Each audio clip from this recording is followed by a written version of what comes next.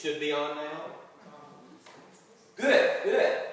I am Dr. Mike Butler, and as Chris noted, my specialty is really Southern history with an emphasis on the Civil Rights Movement. Since I have lived in Florida, well, even before I moved to Florida, my research area was really in the Panhandle, on the Florida Panhandle. And one of the questions that often comes up first is a polite way of asking, how does someone from Alabama with that accent who looks a little like you become interested in African American history and civil rights movement? It's a fair question. And the way that I always introduce the interest in the topic to undergraduates in particular is to ask them to think about their favorite movie. Now take out a major plot point. Now try to understand the movie. We try to understand American history while often minimizing, ignoring, or removing entirely the African American experience. And if you do that, you can't understand American history, big picture. For people who try to understand contemporary race relations, think about that movie and the final 5 minutes. Now comment on the entire plot based just on what you've seen at the end. It doesn't make sense. To understand American history as a whole is to understand the African American experience, because that is what's made us truly American. And to understand the contemporary ramifications of race relations, you have to understand the history from the very beginning. So with that in mind, I wanted to talk about the civil rights movement in Florida and introduce a few different ideas, a few topics, a few themes that are in the field, maybe that'll spark some curiosity and perhaps some future understanding, some more research on the topic. Now, the state, local, national campaigns, the title is pretty specific, because what happens in Florida often both influences national trends and reflects regional trends. When we think about the civil rights movement, we tend to think about the Deep South. Alabama, Mississippi, Georgia. We think of massive resistance. We think of fire hoses, police dogs, sit-ins. We think of violence. And when you compare Florida's experience to the Deep South experience, one of the things that often transpires is that people ask if there was a civil rights movement in Florida. Did anything happen in Florida? I didn't know we had that history in this state. Was there a movement in Florida? And in a word, yeah, that's why I'm here, right, to talk about that. But to sort of point out some of the trends, to point out some of the things that demonstrate that just like in the rest of America's history, you have to understand the African American contribution and continuous fight for justice that we've had in this state. So I think one of the problems that scholars in the field have is a concept that we often call Florida exceptionalism. Now, this is the outside perception of Florida. Florida as the Sunshine State, right? Florida as Cape Canaveral and the Space Coast, right? Miami, palm trees, citrus groves. Florida as the Sunshine State, and you guys understand this, is just as much a state of mind as it is anything else. And the state, because of economic development, political concerns, has promoted this image of the Sunshine State. Now, this contributes to what is known as Florida exceptionalism. See, I mean, from the very beginning of Florida's American post-Civil War experience, writers like Harriet Beecher Stowe, Ralph Waldo Emerson, Stephen Crane, William Bartram, Henry Flagler, they have all looked at Florida as this romanticized place where you can come and either establish a new utopia or get away from the troubles of the modern world. Florida is this untapped resource, possibilities, even economic exploration, tourism, whatever the case may be. This idea then from the end of the Civil War into the 20th century that Florida is somehow different, exceptional, has really colored what we think in terms of the Florida Civil Rights Movement. Florida exceptionalism, that somehow Florida is different than the rest of the nation, definitely the rest of the Deep South, that maybe Florida isn't a southern state at all. A famous political scientist in 1948, V.O.T., wrote that from Florida you can hear a fairly faint tropical rebel yell. That it's like the South, but not really like the South. And we tend to look at the civil rights movement through that same prism. That Florida was different. If there were racial problems, if there was unrest, it was dealt with, and you heard nothing after the fact. Everyone lived happily ever after.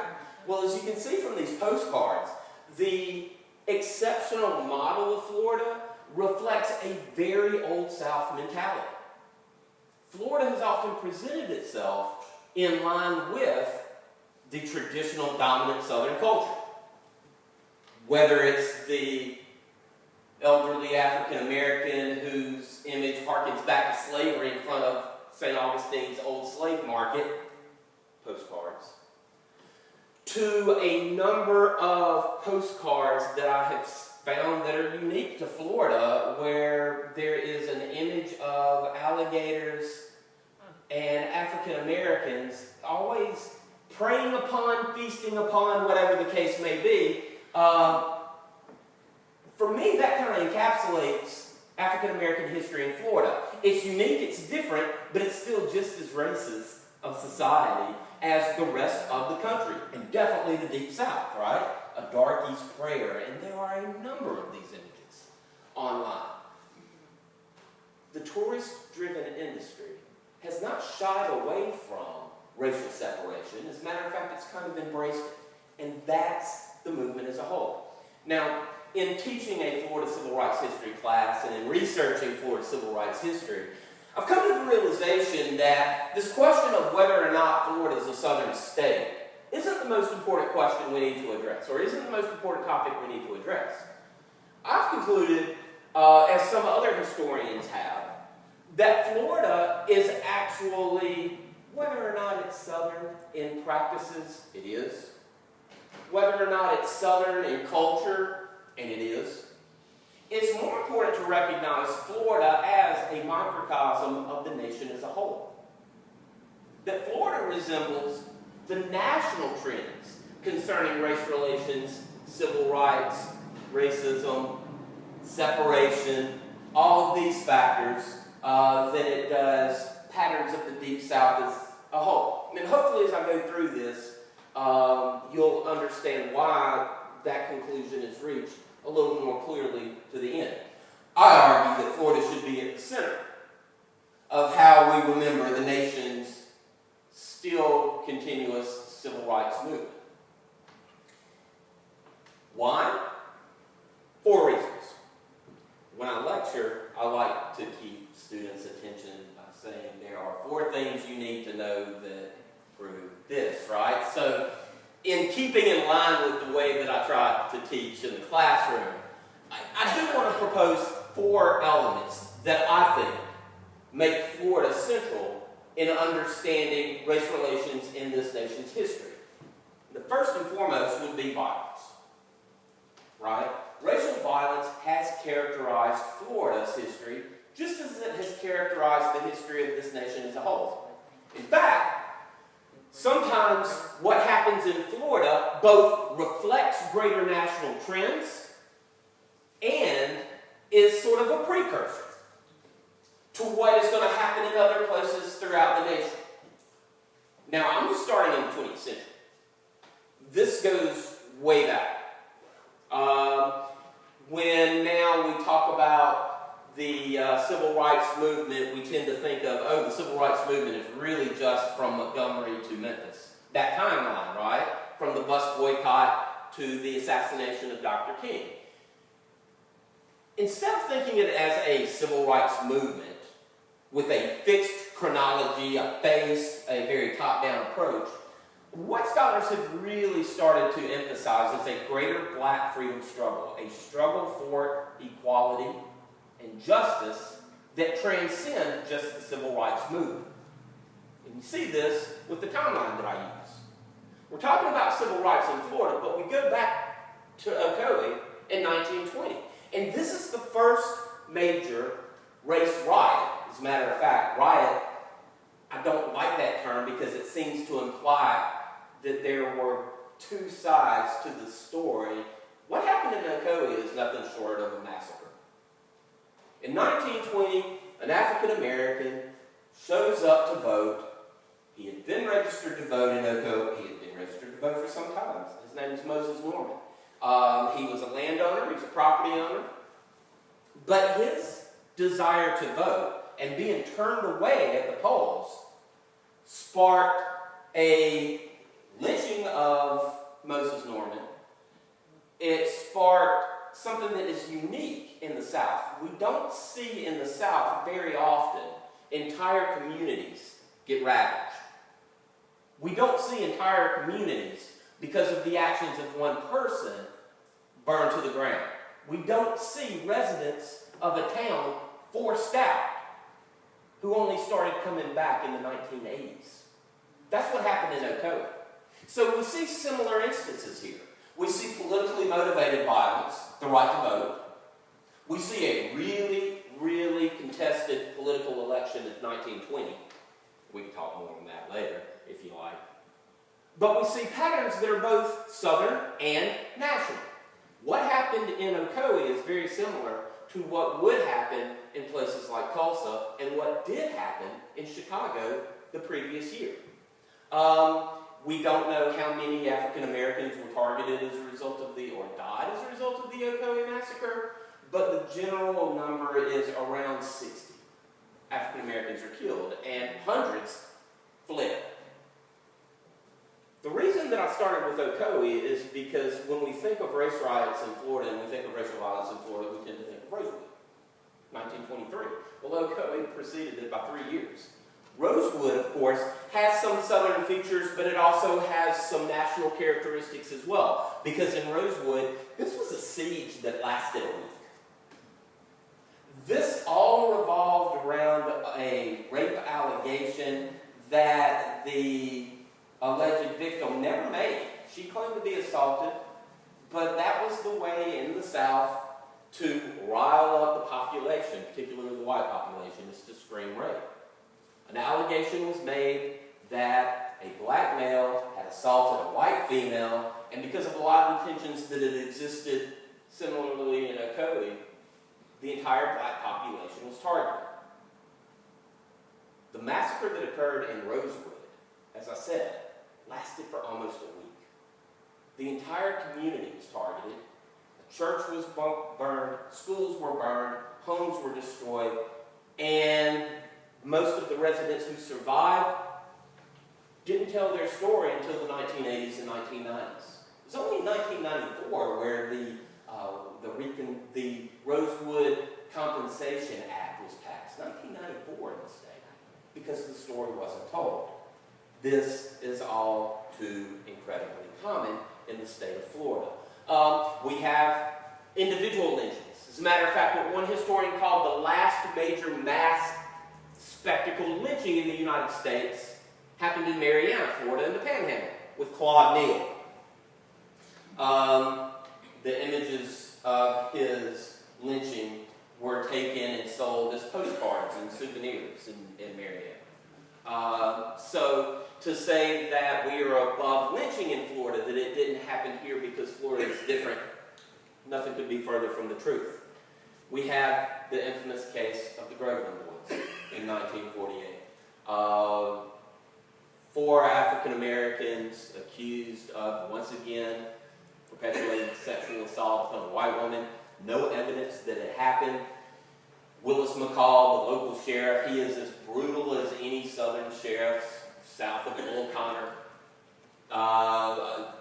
In taking 2 of the boys between prisons, said that they tried to escape. He shot them both. 1 survived, 1 died. The Groveland case was called Florida's Little Scottsboro, which referred to the Scottsboro case in Alabama, where a similar incident happened. Florida is not exceptional in this regard either. When we get to the 50s and into the 60s, a lot of the same patterns that are happening elsewhere in the South are happening in Florida, and sometimes happening in Florida first, like the case of Harry T. Moore. Harry T. Moore brought the NAACP to Florida, almost single-handedly. Yeah, the NAACP had been here with the Groveland case. Thurgood Marshall actually came to Florida. But Harry T. Moore became the first state president of the Florida NAACP. His story is tragic for a variety of reasons, but it's most tragic because on Christmas Eve, 1951, he was assassinated in his home. He became the first NAACP official killed in the line of duty as an NAACP official. Harry and Harriet Moore were both killed on Christmas Eve. Their murders remain unsolved. Sit-ins. We have the image of the Greensboro 4, North Carolina A&T. This is what begins the student phase of the civil rights movement in North Carolina. And we have the image of the peaceful, nonviolent resistors overcoming the hatred and the animosities and eventually public accommodations integrating peacefully. It was attempted in Jacksonville, but on one Saturday, which was called Axe Handle Saturday, things didn't quite go as planned or as publicized in places like Greensboro. See, local Klansmen, aided by some law enforcement officials, decided that they would meet the protesters on the Saturday, the young people who were going into the local establishments and sitting at the segregated lunch counters. They decided that they would use force to break it up, to disperse it, literally handing out baseball bats and axe handles for the students who participated in those nonviolent demonstrations. Florida had its share of racial violence related to traditional civil rights activism. St. Augustine, 1964. Helped with a seminar on teaching teachers how to incorporate the St. Augustine movement into a state curriculum, right? Every time I teach the civil rights movement in St. Augustine, I get a number of questions on how come we don't know more about this? People who go to school in St. Johns County are not aware that the only SCLC, Southern Christian Leadership Conference, campaign that occurred in the state of Florida during Dr. King's life was in St. Augustine. Dr. King photographed on the only street known to have photographic evidence that he walked on and was later named after him in St. Augustine.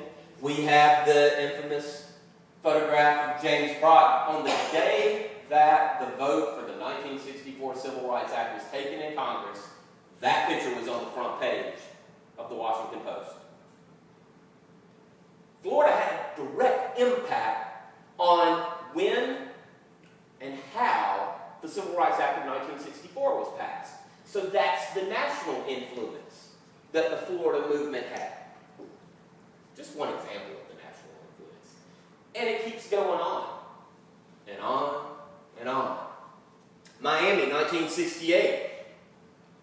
Riots transpire over protests concerning the Republican Party's platform on civil rights, or lack of a platform on civil rights. See, Miami was where the Republican National Convention was held in 1968.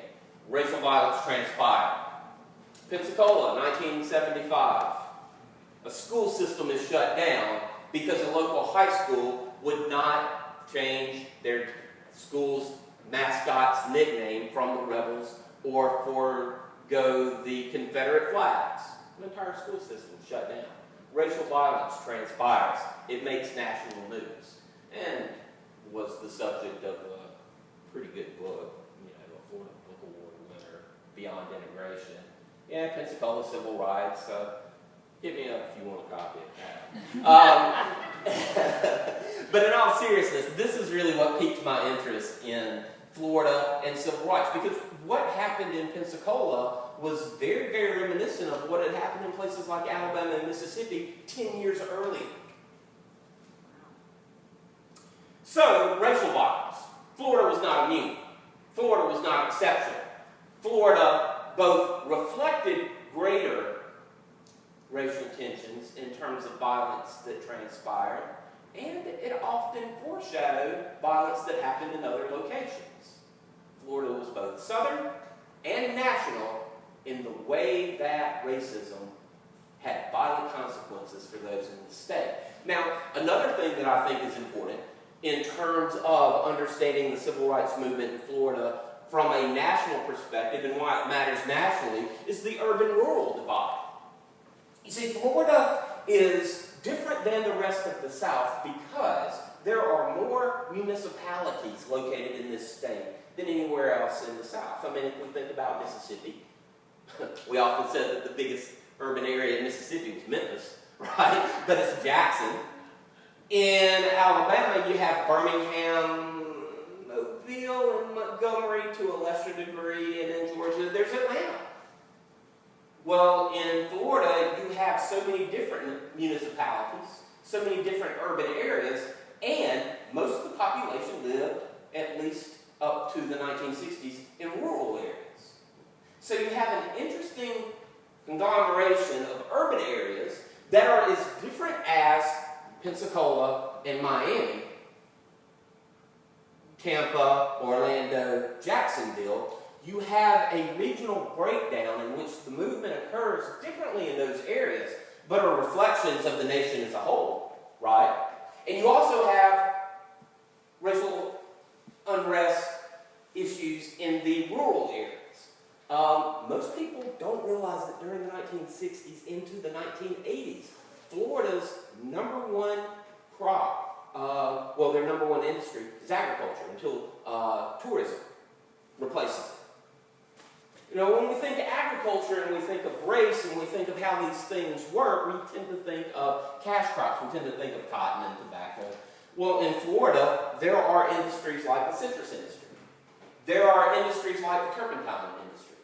There are industries like the agricultural sectors where seasonal labor was needed.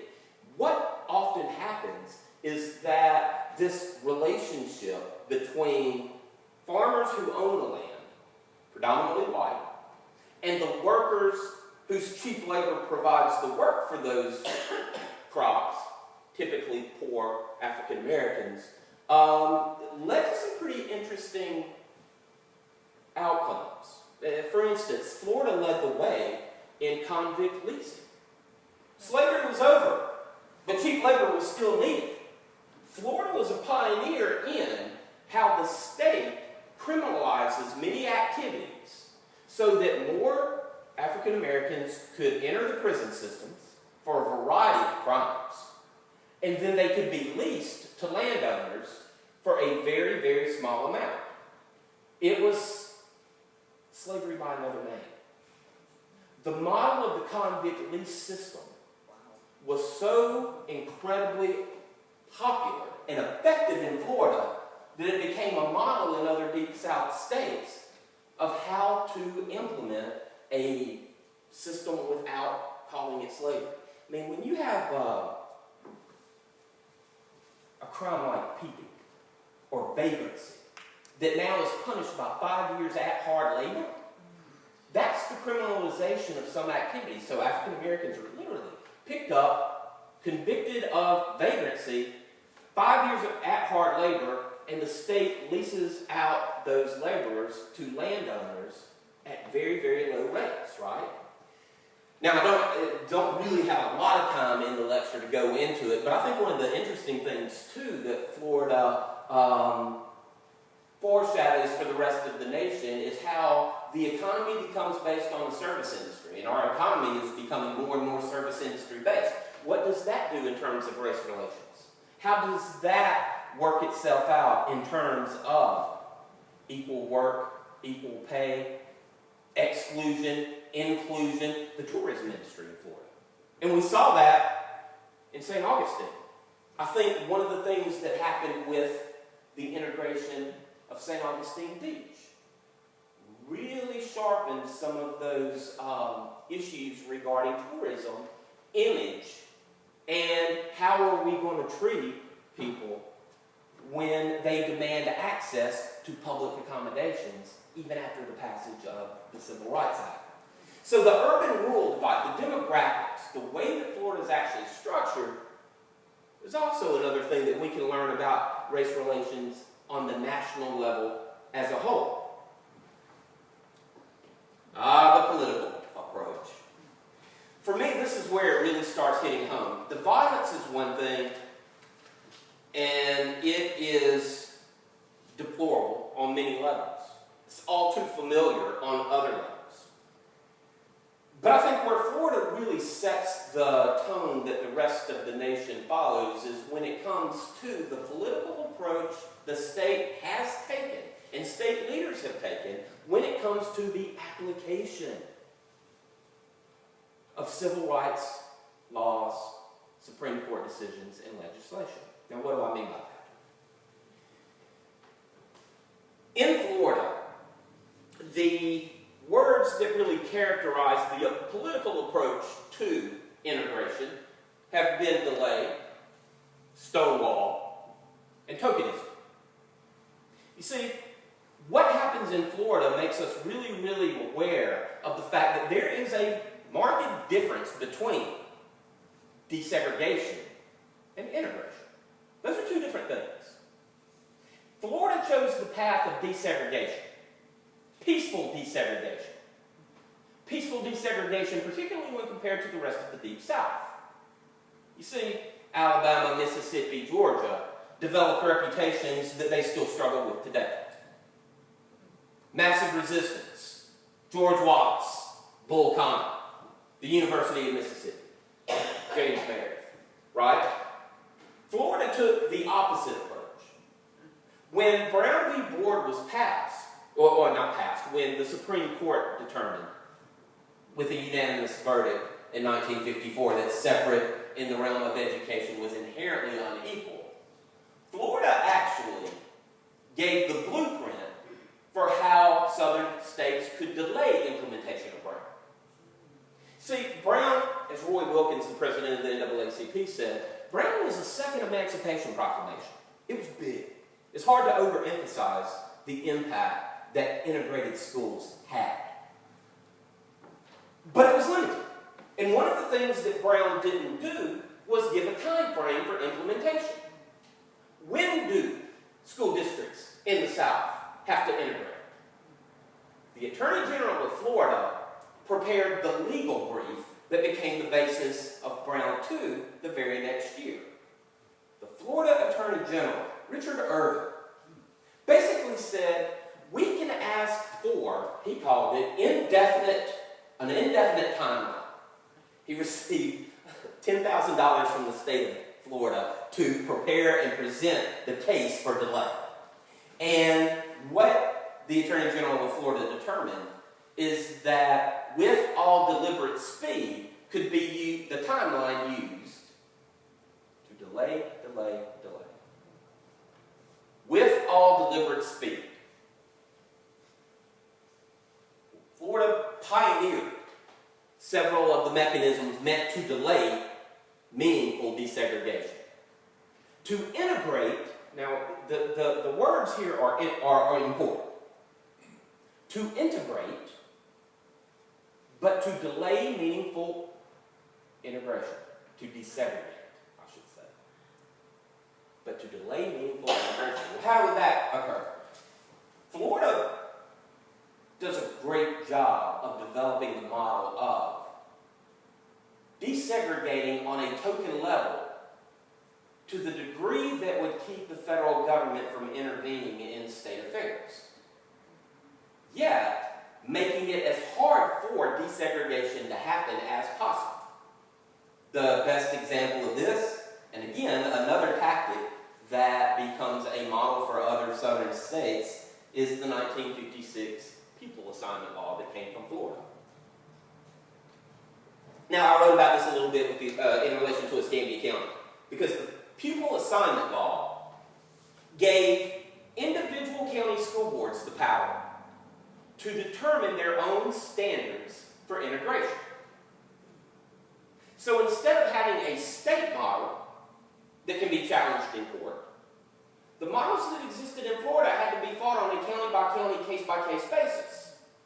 So that what happened in Miami-Dade didn't impact what was going on in St. Johns County, Duval, Escambia, Seminole. What the pupil assignment law does is it gives county school boards the power to consider, quote, sociological, psychological, and other social scientific factors as will prevent socioeconomic class consciousness among pupils when determining school assignment. Yeah. The boards were told they should, quote, consider the scholastic aptitude, intelligence, and mental energy or ability of every student applicant who wanted to enter a previously all-white school. Very vague, very open, to give the school boards the power to deny applications. Now, what happens in a place like Miami-Dade and what happens in Escambia is that the determination is made, we need to take these applications and allow some students in. We can turn away 95%, but if we just take 5% and put them in schools, we are meeting the desegregation order. It's going to take the individual parents whose children are determined they are not fit to enter previously all-white schools to challenge it in court. Delay, delay, delay. Right? I think the model of the all deliberate impede model, as it was often called, was LeRoy Collins. Now, LeRoy Collins is seen as a moderate when it comes to race. He is seen as progressive when it comes to tourism and boosterism. He had national political ambitions. But he's moderate only in tone. He defended legal segregation. Why? For no other reason than he said it was a legal issue that had to work itself out at the national level and through the court systems. He said that segregation was a moral issue, not illegal. He passed legislation that was meant to break up public meetings of the Ku Klux Klan, but he also allowed that same legislation to apply to NAACP meetings. That was the LeRoy Collins approach. But when you compare the LeRoy Collins approach and the famous speech that he made in 1960, where he said that he represents all people of Florida, whether that person is black or white, whether that person is rich or poor, or whether that person is influential or not influential. That was his moderation speech. But when you compare him to George Wallace, Ross Barnett, Eugene Talmadge, what happens in the rest of the South is the aberration. It's not the norm. You see, when it comes to racial considerations and it comes to racial justice and true integration, the Deep South leaders are belligerent for political purposes. It played to their base. I'm glad those days are over where we're using religious extremism to apply. I'm glad we're not living. Anyway, in Florida, LeRoy Collins was moderate in tone, but obstructionist in policy. That becomes the model, in my opinion, that the rest of the nation utilized. Not extremism, not violence, not belligerence, but they determined to follow the path of desegregation, not true integration. Finally, the fourth thing that I think is really important. We've talked a lot about governors, and we've talked a lot about violence, and we've talked about the Supreme Court. We could talk about presidents. We could talk about political leadership and boards of education. But look, one of the things about the civil rights movement in Florida that holds true is that there is a movement because of the activism at the grassroots level. That's one of the interesting things about Florida, is that you see the resilience of the population. You see people who don't want to continue to ask for first-class treatment. They demand it. They mobilize. They join organizations. They protest. The protests may not be organized, but we can't just look at the civil rights movement as top-down and how people are affected by decisions that are made from outside the state or by governors or Supreme Courts. But we have to remember that all of those decisions occurred because someone at the local level pushed the issue.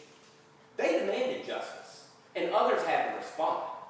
And if you remember, Dr. King's famous letter from the Birmingham jail was directed to white moderates who said, it's easy for you to tell us to wait, to wait, to wait. We have to do it now. If not now, when? Florida offers a number of examples of how activism at the grassroots level, organized by some people we know, some organizations that we've heard of, but often organized by people whose name we've never heard, in places like Ocala, in places like Pensacola, in places like Daytona, that brought meaningful racial change, not just to the state, but to the nation as a whole. We have Harry T. Moore, who, the irony of the NAACP, of him being claimed as the NAACP's first martyr, he was actually kicked out of the NAACP because he focused more on voter registration than he did collecting dues-paying members.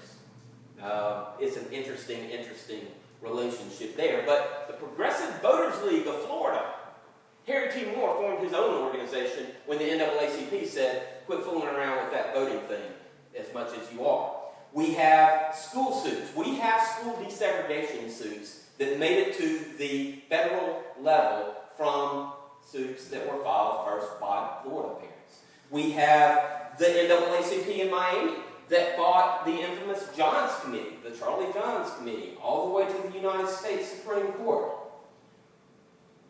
We have the Tallahassee bus boycotts. We have Reverend C.K. Steele. We have Florida A&M University and the activities that students there brought to Tallahassee and the rest of the state.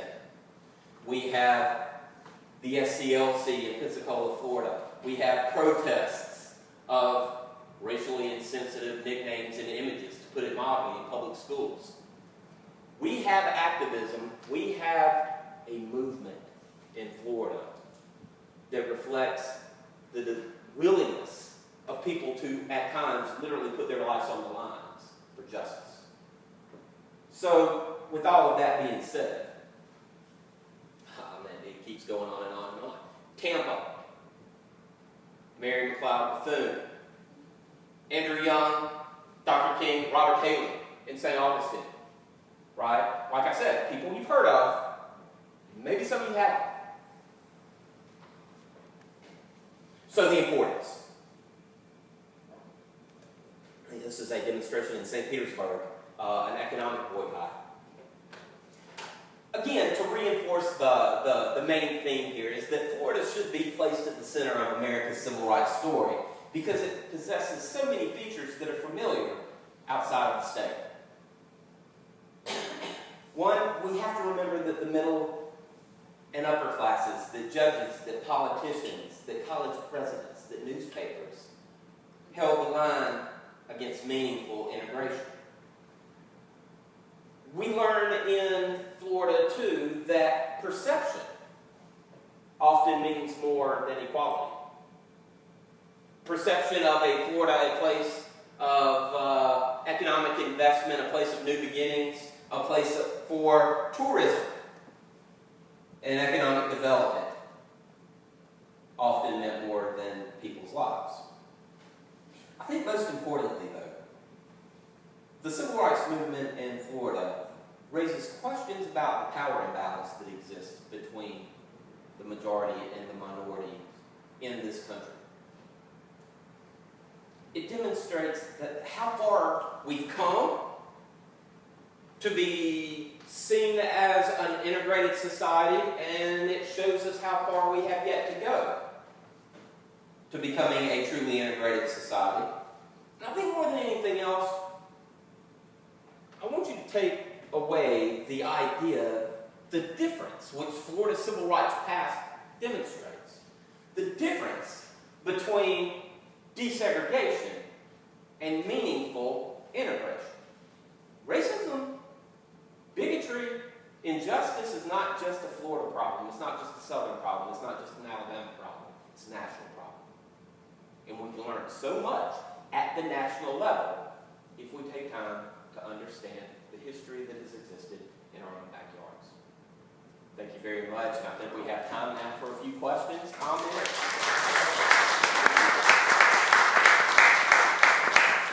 Yes, ma'am. What was the time period for that convict leasing system? Florida, oh, that's interesting.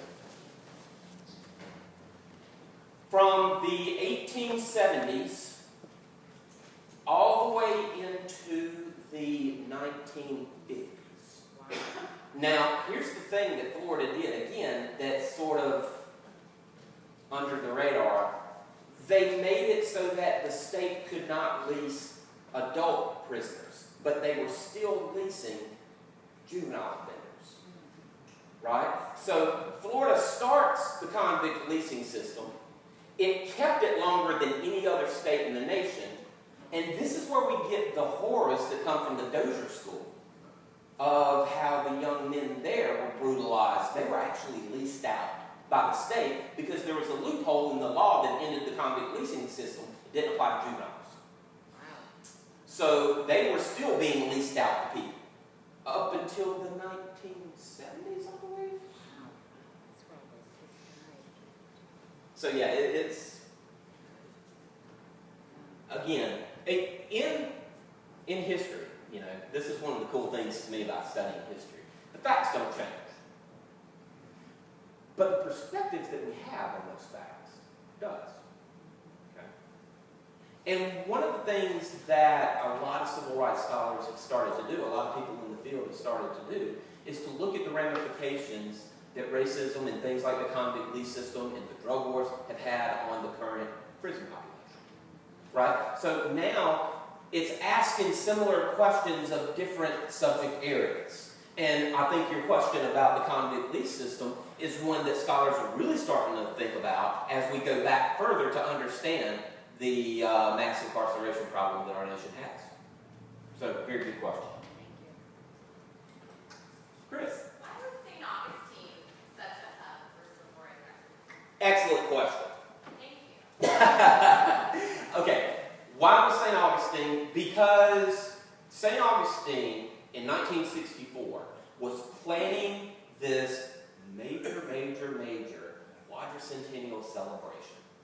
It was segregated. Lyndon Johnson came to town to launch it. It was going to be protested, and the African American community was promised, if you just stay quiet, we'll integrate, we'll meet your demands, and it didn't happen. Dr. Haling, a local leader there, began to mobilize the youth, and basically what happened that got national attention is that Dr. Haling was almost lynched. He was kicked out of the NAACP, and he went to the SCLC and asked for help.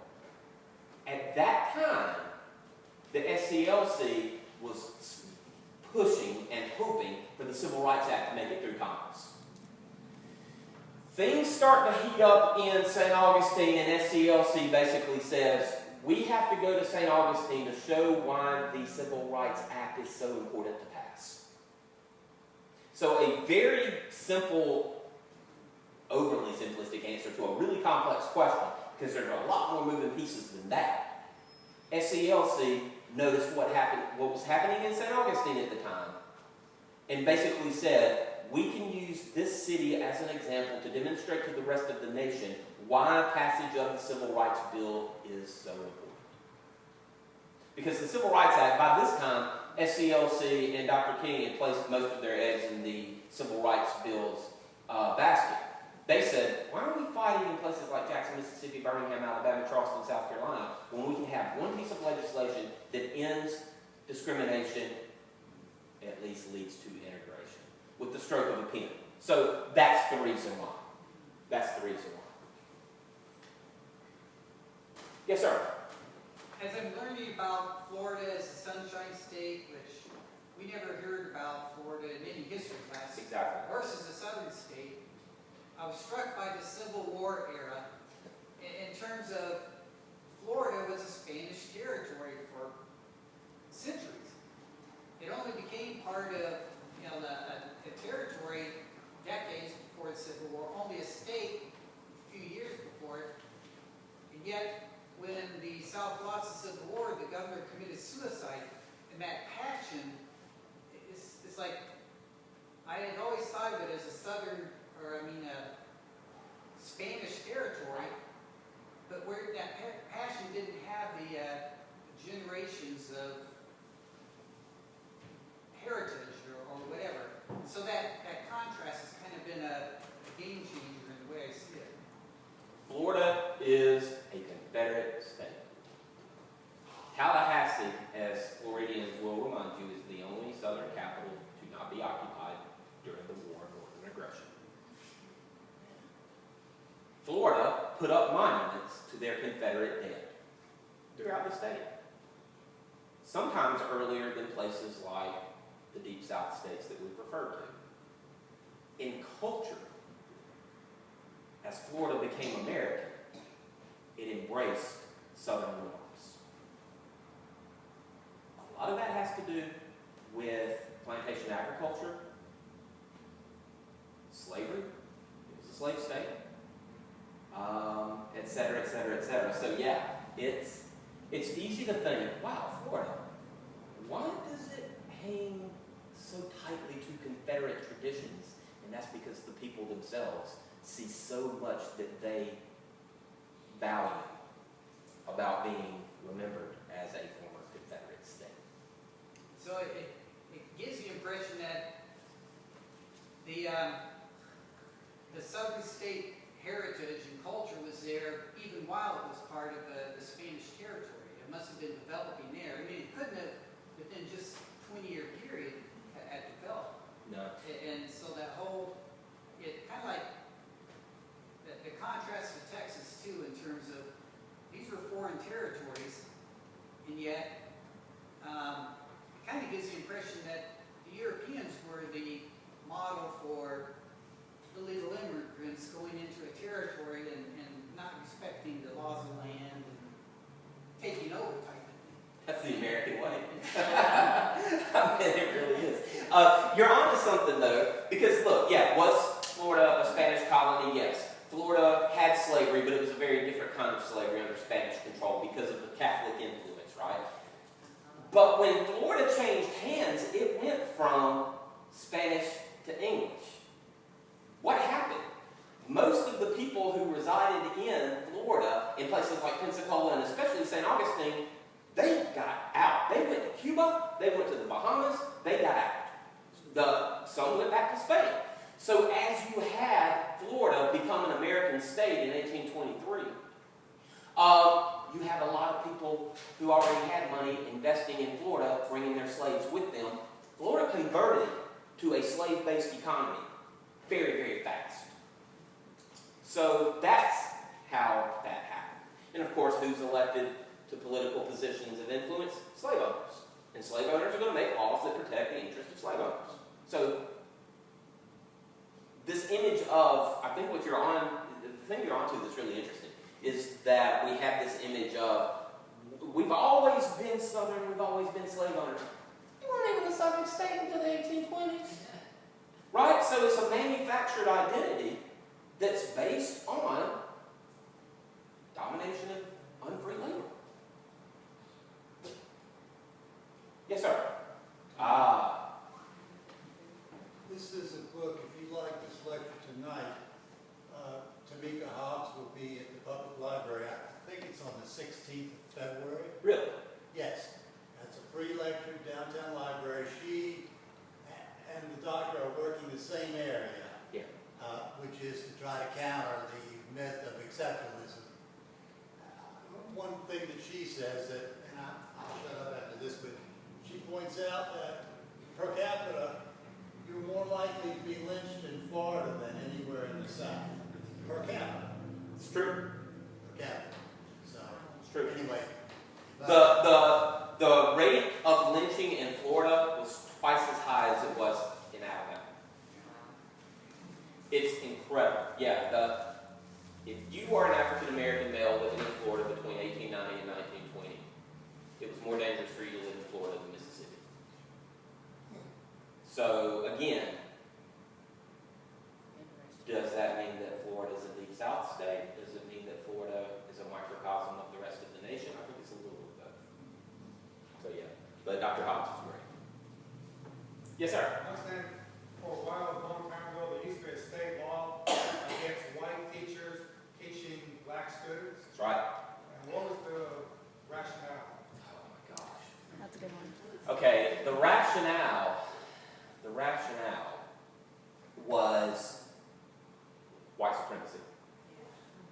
It really has little to do with the interaction between the two groups. It's Jim Crow, and the point of these laws was not necessarily to send any other message besides who's in power and who makes the laws and who has to follow and is powerless to change the laws. So the idea, the first law was African Americans could not teach whites. So the next law that followed after that is going to be whites aren't going to teach African Americans. Of course, in that culture, no self-respecting white would want to do it. But the purpose is irrelevant. It's the fact that white people make a law that apply to all, and black people are powerless to change it. It has very little to do with anything other than power. We have the power, you don't. Period. There are all kinds of goofy laws. In the state of Florida, this is the one that always blows my mind. Not only are schools segregated by law, but there was a law in Florida. The only one like it was North Carolina. Over the summer months, books that children used in schools had to be stored in separate, segregated warehouses. That's the degree of segregation. That makes no logical sense. It makes none at all. But it's about power.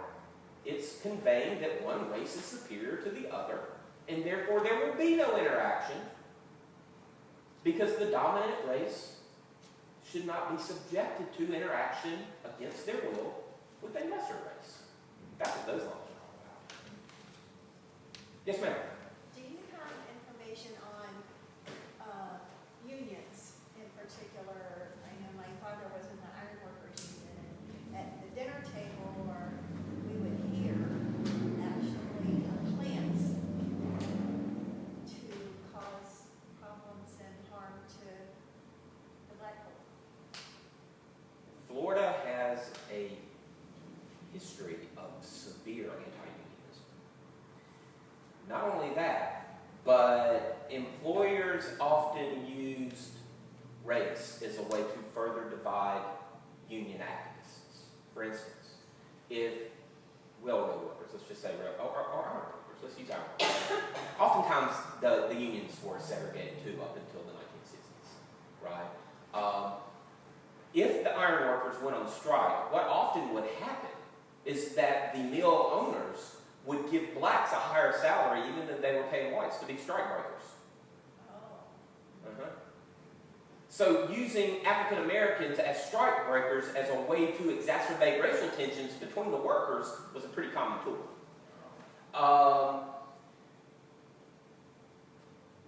When it came to organizing, particularly where I do know a little more about union activity and why it was just absolutely feared, the citrus groves. What we had happen in Groveland with Willis McCall, a lot of that stemmed from the fear that black workers in the citrus groves would start to unionize, that they would start to demand higher wages, that they would organize. And that is a no-no. So it's really interesting, and that's, C. Van Woodward called that the irony of Southern history, is that oftentimes race divided people of lower socioeconomic classes when it actually, they had more in common than they had in opposition.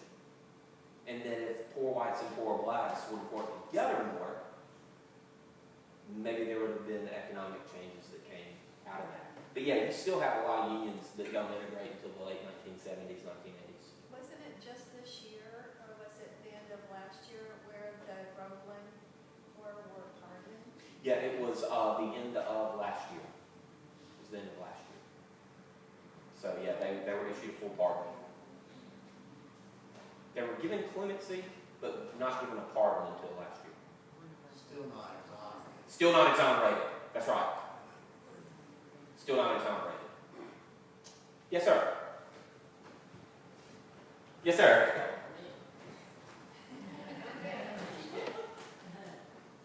I am just very touched with your lecture as well as seeing so many white people who are concerned about racism and Florida. Always been a little perplexed and thought in my life. I'm almost 75. I was born and raised in Daytona. Many of the things that you talked about, I knew some people, I knew Harrington Bull, I knew about Rosewood. Grandma was trying to tell me. I wish that I would listen a little bit more. But I guess the one thing which I do want to bring out is that you brought out LeRoy Collins. To me, LeRoy Collins was the savior of Florida in terms of keeping us away from George Wallace,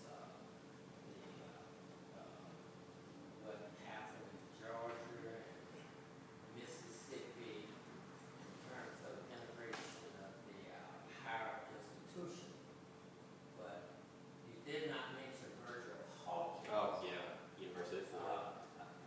I knew Virgil Hawkins since I was about 3 or 4 years of age, and I watched his fight from the age of 5 back in 1949 as he fought to integrate the University of Florida. And with that, he 3 times the Supreme Court told the Florida Supreme Court to admit him to the University of Florida. And they came up with all kind of issues and problems. And not until, as I understood it, until LeRoy Collins came along. And he believed in the rule of law as it was explained. And he led towards the integration of the University of Florida.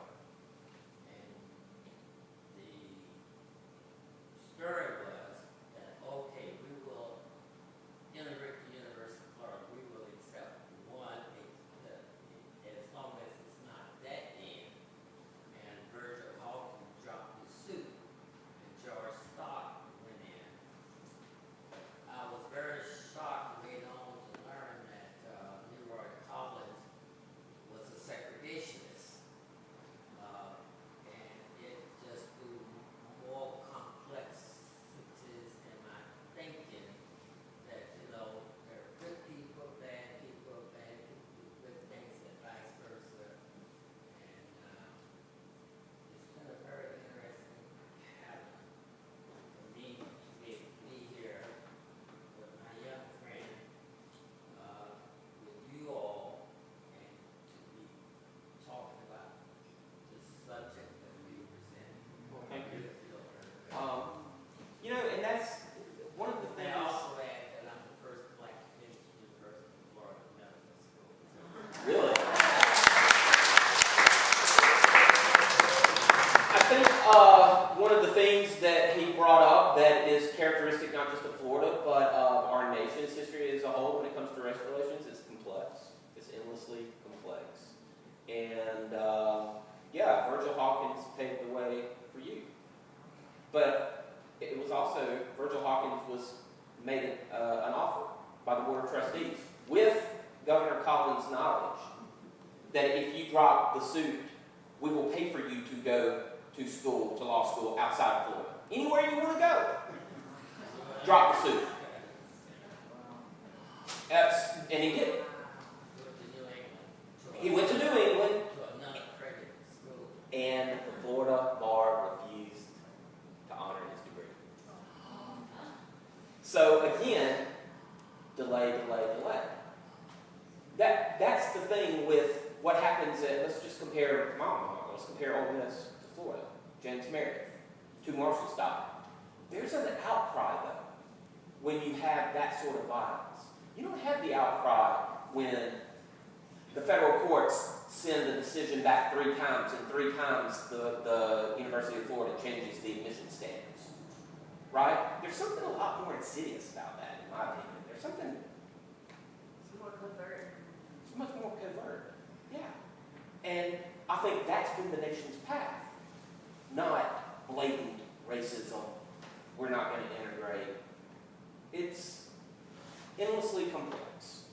But the thing that I stress, I'm glad you noticed that, but when I teach, again, African American history, and I have predominantly a white class, one of my first things is, this isn't a compartmentalized history. It's African American history. It's our history too. It's not one person's history, it's our country's history. It's our legacy. And if you don't understand the way the entire puzzle fits together, you have an incomplete understanding of what our nation is and has been over time. So yeah, I think the more people that realize that we need to have a more well-rounded understanding of our history. May I also say one other thing now? Why is this? So, we speak about the Confederate monuments. Very enchanted by Curtis Smith, who was from St. Augustine. And Curtis Smith was the general that won the last war for the Confederates in Florida. So that's one reason why we have so many things about Curtis Smith around. But what I like about Curtis Smith, if I can say like, is that he went to war with his little childhood friend. And they played together down in San Augustine up until they got to be 12, and then they went separate ways, I suppose. But when he went off to war, his father sent a friend to be his man servant in the war. Well, after the war, Smith sent this young man to Howard University, and he became the first accredited doctor in Florida. And he saved Jacksonville during the Yellow Fever. So it's so much good and bad that it's hard for me sometimes to pick and choose. Oh, I had the report. Still. Okay. I served on the contextualization committee of the Confederate monuments in St. Augustine, and I will throw out with Chris that I think that's worthy of a lecture all its own. That was an interesting experience. What do we do with a local monument that commemorates the Confederate dead? Particularly in the aftermath of Charlottesville.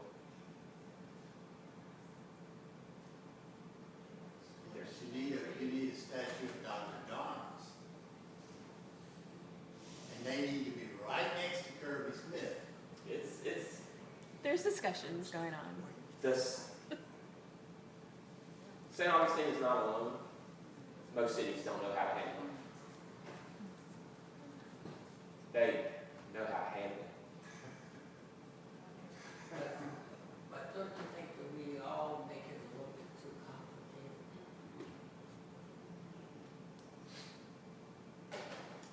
When it comes to that issue.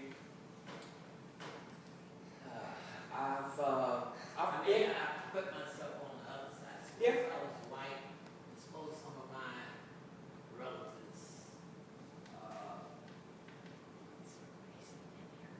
fought for the Confederacy and got killed and everything. They're still my relatives, something. They are. They are. So I try and be a little bit more compassionate. I totally agree. The reasons that individuals fight are often very different than the reasons government fight. And the reason that the Confederacy exists is because it wanted to destroy the United States. I've been to Germany quite a few times, and I've seen no monuments to the good people in the Wehrmacht who fought during World War II and died. They're good people. They may not have wanted, they may not have believed Nazi propaganda, but they're not commemorated and venerated. Do sometimes we complexify it? I think sometimes we make it personal and emotional. And that's hard to separate.